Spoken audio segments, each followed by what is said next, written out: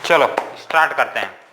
आज का अपना टॉपिक है कार्बन कोडिंग। कार्बन कोडिंग मतलब colour code for carbon register. देखो रजिस्टर तो बहुत ज़्यादा छोटे होते हैं, साइज उनकी इतनी ज़्यादा छोटी होती है तो उसमें तो नंबर लिखना मुश्किल है। ठीक है, पहला कारण तो ये आ जाएगा। अब इसमें नंबर लिखना अगर मुश्किल है भाई तो उसमें आइडेंटिफाई कैसे करेंगे कि कोई रजिस्टर कितने ओम का है। तो उसके लिए यूज किया जाता है कुछ स्पेसिफिक टेक्निक, चार कलर बैंड को दर्शाने की। मतलब चार कलर बैंड के थ्रू हम ये बता सकते हैं कि कोई रजिस्टर कितने ओम का है। तो उसे बोला जाता है colour code for carbon register. पहला तो ये कारण आ जाएगा। चलो एक और कारण बताऊंगा जो कि इंपॉर्टेंट है, कोई नहीं बताता है फिर भी मैं बताता हूँ। चलो बताना मेरा काम है। इस तरह से ये कार्बन रहेगा, थोड़ा सा गलत हो गया, इस तरह से। ठीक है, मान लेते हैं ये कार्बन रजिस्टर है। अब इसमें चार चार बैंड प्रेजेंट रहेंगे।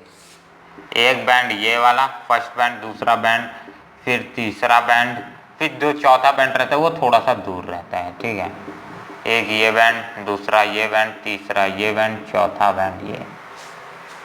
अब पहली बात तो भाई ऐसा तो नहीं है, चलो ऐसा तो नहीं है कि हम कलर नहीं लिख सकते, कलर को दर्शा सकते हैं। ठीक है, सिंपल सा है। ऐसा तो नहीं है कि हम नंबर नहीं लिख सकते हैं। हम चाहें तो इसमें नंबर भी तो लिख सकते हैं, इसकी जगह 1 लिख दें, इसकी जगह 2 लिख दें, इसकी जगह 3, इसकी जगह 4, जो नंबर चाहिए होगा वो लिख सकते हैं। नंबर भी लिखना आसान है। ठीक है, मैग्नीफाइंग क्लास ले लेंगे, उससे देख लेंगे भाई, ऐसा जरूरी नहीं है। बट जो ये सारे के सारे रजिस्टर्स होते हैं वो डिफरेंट डिफरेंट जगह में यूज किया जाता है मशीन्स में। ठीक है, अब मशीन्स में जैसे ये पार्ट है, कहीं पास आपको एक स्विच बोर्ड दिख रहा होगा स्क्रीन पे। ठीक है, मान लो पार्ट वहां पास यूज करना हो उस रजिस्टर को।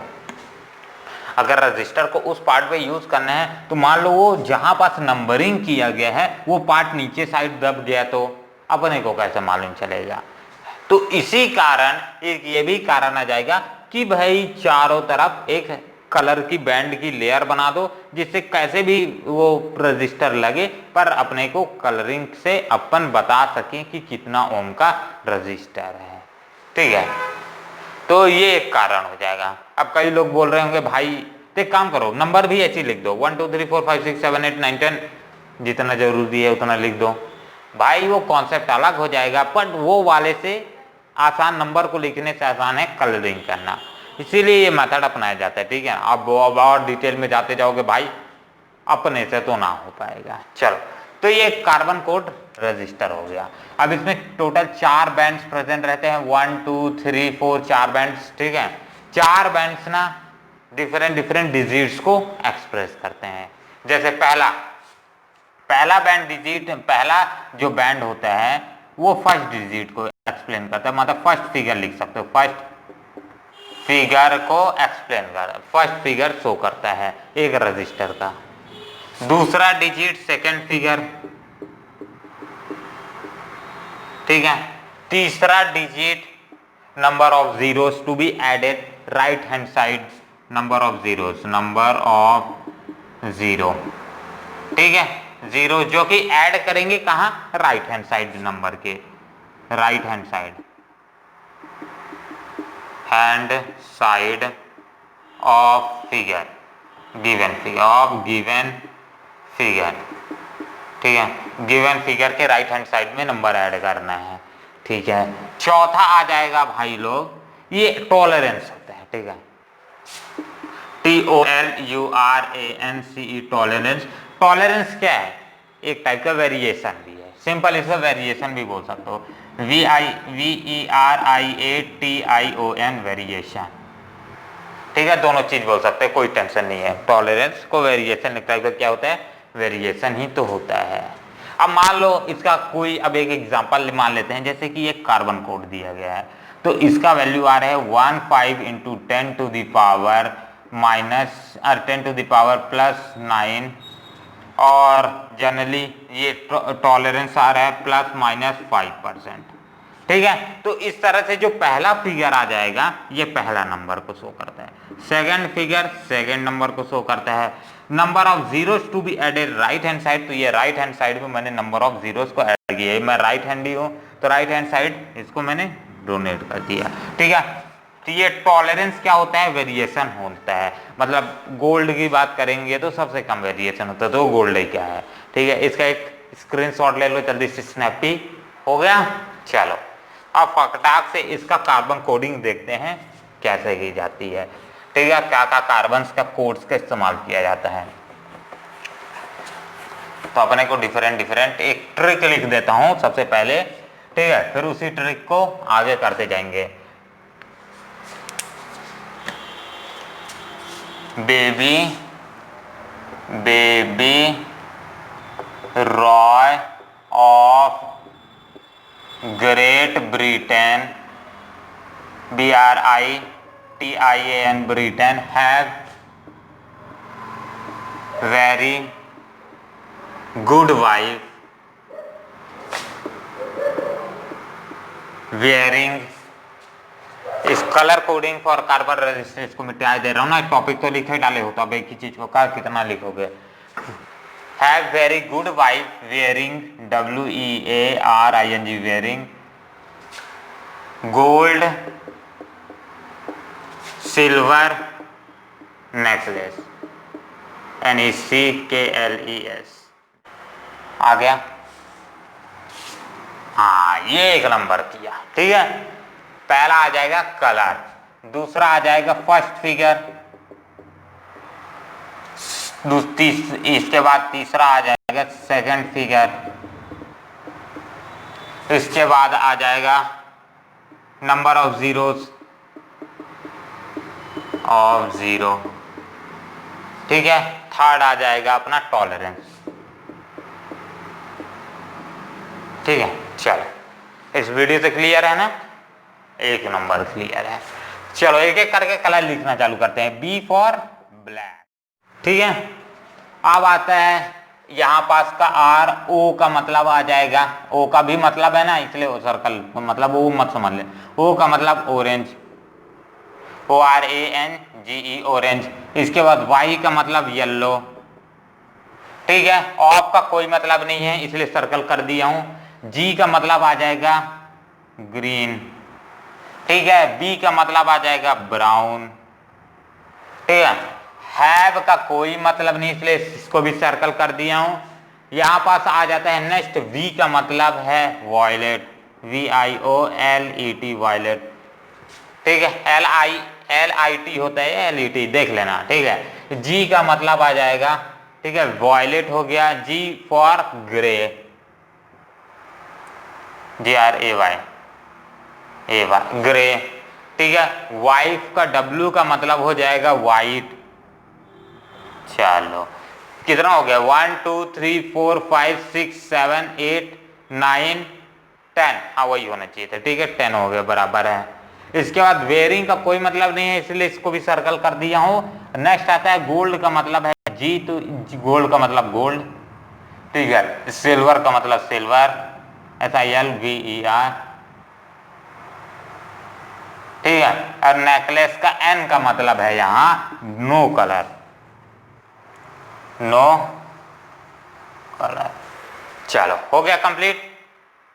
अब अपन ऐड कर देते हैं सारे के सारे नंबर, जैसे कि ब्लैक के लिए होता है 0, ब्राउन के लिए होता है 1, रेड के लिए होता है 2, ठीक है, ऑरेंज के लिए 3, येलो के लिए 4, ग्रीन के लिए 5, ब्राउन के लिए 6, वायलेट के लिए 7, ग्रे के लिए 8 और वाइट के लिए 9। चलो फर्स्ट डिजिट तो अपने को मालूम चल गई, मतलब वाइट के लिए सबसे ज्यादा होता है। गोल्ड के लिए डैश कोई कलर नहीं, कोई फर्स्ट फिगर नहीं, सिल्वर के लिए भी कोई फिगर नहीं, नो कलर के लिए भी कोई फिगर नहीं, फर्स्ट फिगर का इसका काम ही नहीं है। क्लियर है? ठीक है, अब सेकंड डिजिट पे पढ़े।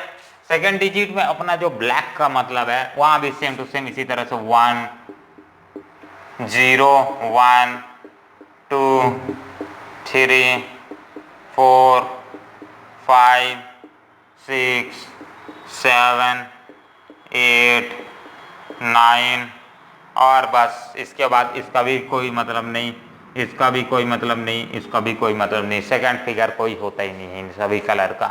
ठीक है, सेकंड फिगर भी कंप्लीट। नेक्स्ट आता है number of zeros, number of zeros to be added right hand side, जो भी राइट हैंड साइड ऐड करेंगे तो इसके लिए क्या आ जाएगा 10 to the power 0, 10 to the power 0 मतलब 1, मतलब कोई भी जीरो ऐड नहीं करना है। ठीक है, सिंपली इंटू 1 कर दो तो ऊपर ही वैल्यू आ जाएगा।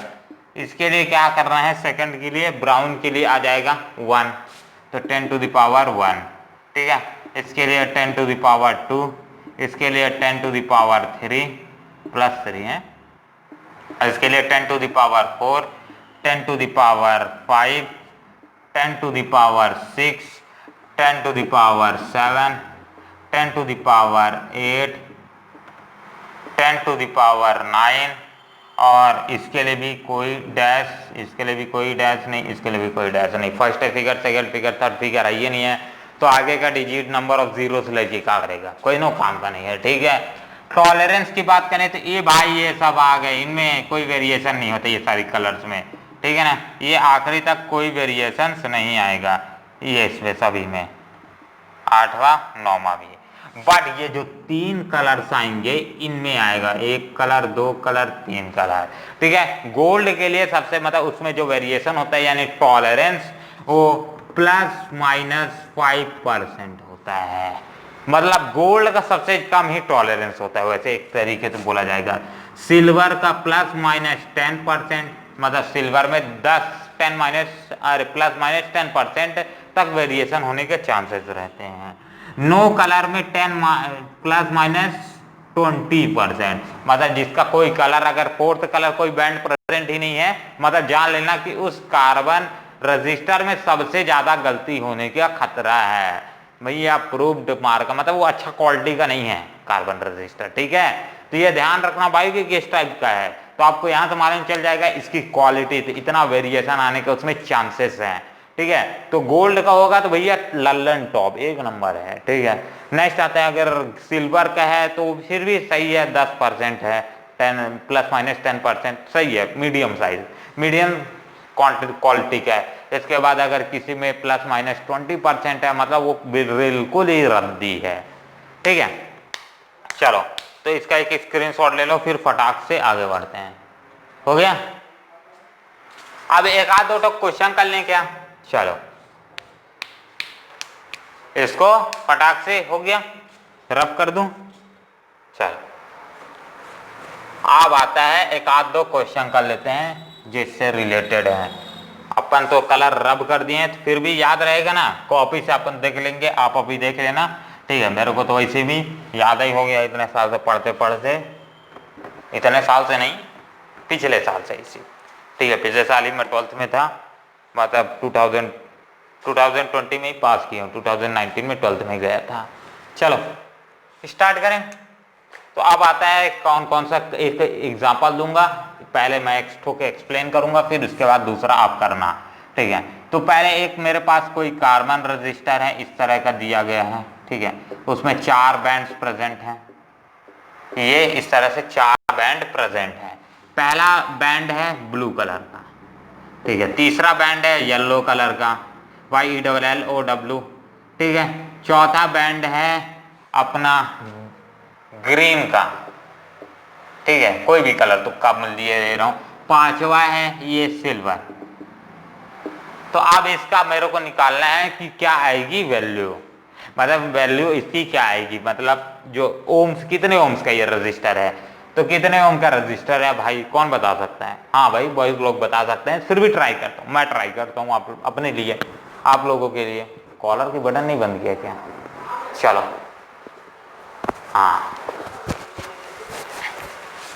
अब आता है ब्लू, मतलब यहाँ पर सिर्फ मैं फॉर्मूला से तो ये रखो याद ही आ जाएगा, baby Roy of great Britain have very good wife, have a very good wife great Britain, मतलब ब्लू, मतलब 0 1 2 3 4 5 6, तो ब्लू का कलर क्या आ जाएगा भैया लोग? पहला डिजिट तो मेरे को मिल गया 6। ठीक है, ये पहला कलर क्या देता है? पहला डिजिट देता है। ठीक है, तो 6। येलो मतलब 0 1 2 3 4, तो ये आ जाएगा भाई मेरा 4, तो 64 आ गया। पहला दूसरा डिजिट ओवर। अब इनटू राइट हैंड साइड में जितने नंबर ऑफ जीरो साइड होंगे उसको बताना है। तो ये है ग्रीन, तो ग्रीन मतलब 0 1 2 3 4 5, तो ये मैं लिख सकता हूं 10 टू द पावर 5 लिख सकते हो भाई। चलो अब आता है ये मेरा टॉलरेंस सिल्वर दिया है मेरे को याद है, चलो ±10%।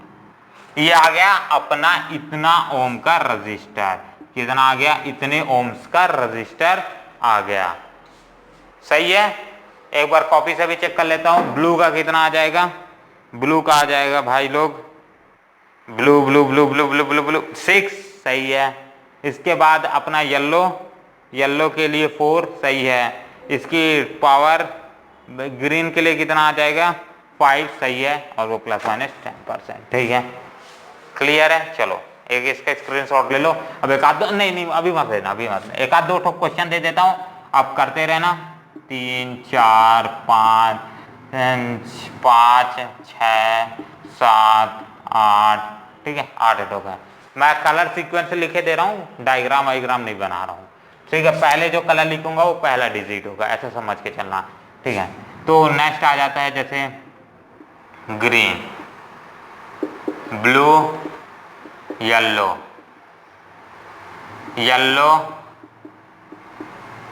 ब्लैक और रेड। नेक्स्ट आ जाएगा वायलेट, ब्लू, इसके बाद पिंक विंक कलर नहीं है इसीलिए ये ग्रे, ठीक है। इधर साइड का लिख देता हूं, जैसे चौथा कलर गोल्ड, नो कलर, कुछ नहीं लिखा है मतलब समझ लेना नो कलर है, ठीक है। नेक्स्ट इसके लिए भी नो कलर। नेक्स्ट आता है ग्रीन, येलो, रेड और ये गोल्ड, ठीक है। एक और क्वेश्चन कर लेते हैं, बहुत ज़्यादा ही हो जाएगा, 5 ही दे रहा हूँ। ये आ जाएगा वायलेट, इसके बाद वायलेट, गोल्ड वोल्ड अभी नहीं आएगा, ठीक है ना। वाइट अभी तक नहीं लिए, ठीक है, और ऑरेंज और इस सिल्वर। चलो ठीक, इसका आप परफेक्ट एक स्क्रीनशॉट ले लो, फिर फटाक से आगे पुर्र हो जाते हैं अपन भी। हो गया? चलो रब करे दे रहा हूं।